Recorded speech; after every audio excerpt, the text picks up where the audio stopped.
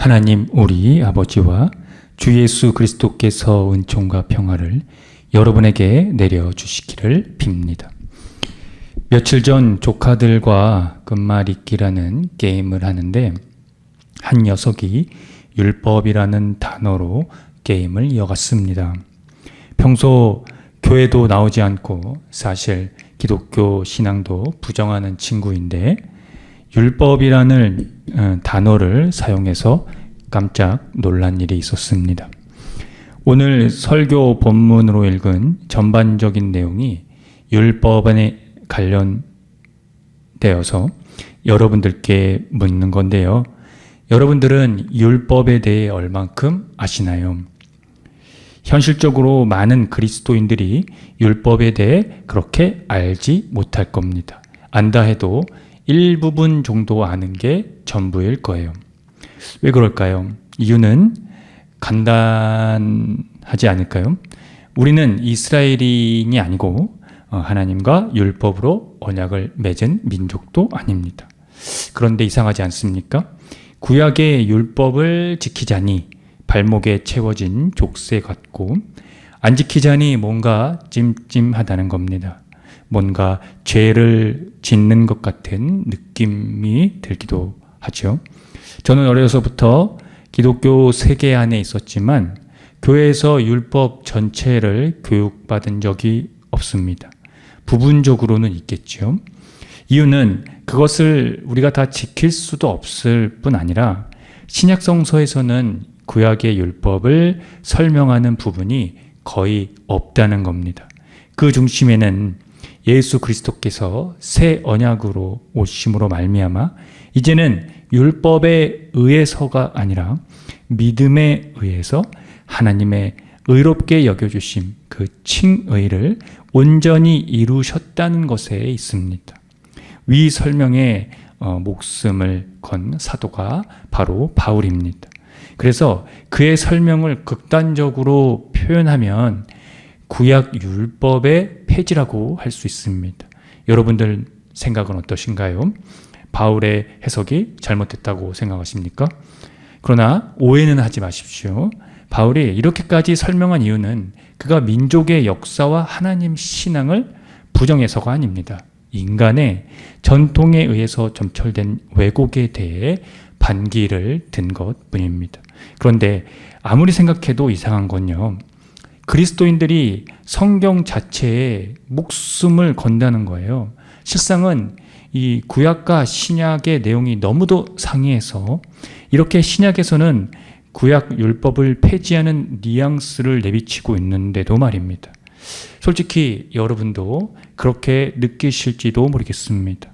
어떤 율법은 지키는 것 같으나 어떤 율법은 알지도 못하고 또는 지키지도 못하고 있는 것을 말입니다. 뭔가 시원하게 정리가 되지 않으실 겁니다. 오늘은 그 율법의 의미에 대해서 함께 잠시나마 천착하는 시간을 가져보고자 합니다. 신명기는 하나님과 이스라엘의 관계를 규정하는 언약 문서입니다. 따라서 구약에서 가장 큰 영향력을 가진 책이라 할 수 있습니다. 오늘 함께 읽은 내용에서 신명기 신학의 핵심을 가리키고 있는데요.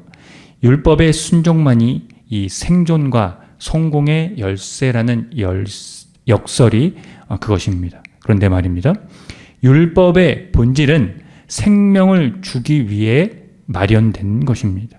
달갑지 않은 금지 사항들을 나열한 장황한 목록이 아니라는 겁니다. 삶을 즐기려면 특정한 규칙이 있어야 합니다. 오늘날도 마찬가지지요. 압박을 가하는 근로환경, 어린아이의 불순종, 가정파괴, 살인, 도둑질, 혼인관계 내의 부정, 거짓말, 위법행위, 탐심 등 어떤 사회에서든 행복한 삶을 방해하는 요소들로 이것이 또한 율법에서 금지하는 사항들이라는 겁니다. 그래서 율법은 오늘날 실정법과 같습니다. 중요한 것은 이 율법의 정신과 취지를 망각하지 않아야 하고 그것을 정확히 우리가 인지해야 된다는 거죠. 율법의 정신과 취지는 하나님이 주시는 기쁨과 풍요로움을 가난한 자들과 함께 나누는 데 있습니다. 이것이 삶을 누리고 즐기는 근원적 이유였다는 것입니다. 그러나 이스라엘은 율법을 자신들이 지고 가야 할 멍에로 만들어 버렸습니다. 그들은 하나님의 말씀보다 사람의 전통을 따르는 것에 집중하게 된 것입니다. 바리새파 사람과 율법학자들은 예수님이 가시는 곳마다 눈을 부릅뜨고 지켜보았습니다. 목적은 예수님이 그들의 전통을 지키는지 혹은 어기는지를 포착하기 위해서였습니다. 율법의 완성으로 오신 예수님이 그들의 상황을 모를 일이 없으셨겠죠. 그들이 율법에 순종하는 것은 하나님을 공경해서가 아니라 율법을 지킴으로써 얻는 이 자기 의의 만족을 위해서라는 것을 말입니다. 그러니 끝없이 자신과 남들을 비교하고 또 남을 배척하고 남들을 자신과 비교해서 죄인으로 규정했습니다. 예수님이 그들에게 하신 말씀을 새 번역으로 읽어 드리겠습니다. 그들은 사람의 훈계를 교리로 가르치며 나를 헛되이 예배한다. 너희는 하나님의 계명을 버리고 사람의 전통을 지키고 있다. 이 말씀이 여러분들에게는 어떻게 들리십니까? 비단 당시의 이스라엘에게만 국한된 말씀이라고 생각이 드십니까? 오늘의 교회는 여전히 이런 율법적인 신앙에 머물러 있다고 해도 과언이 아닙니다. 전통 아닌 전통에 목숨을 걸고 그것이 마치 신앙의 척도라도 되는 마냥 기준으로 삼아서 정죄 및 윽박 지르기에 바쁩니다. 그런 잣대로 저희 희망의 교회를 볼 땐 저희는 이상한 교회가 될 수밖에 없겠죠. 예배도 주일에 한 번이면 충분하다고 말하고 부흥회는커녕 일반 기도회도 없으며 주일 성수뿐 아니라 그 어떤 것도 강요하지 않습니다. 예배는 신학적으로 해명이 가능하겠지만 기우기 시대 대안 중에 하나이기도 합니다. 저희 교회가 한 번 정도 모이는 이유가요. 적게 모이면 그만큼 에너지 소비도 줄일 수 있기 때문입니다. 심지어는 먹거리에서 배출되는 탄소를 절감하기 위해서 주일에는 비건식 식사를 함께 나누기도 합니다. 창조주 하나님이 지으신 지구를 위한 교회로 칭찬받을 일이겠죠.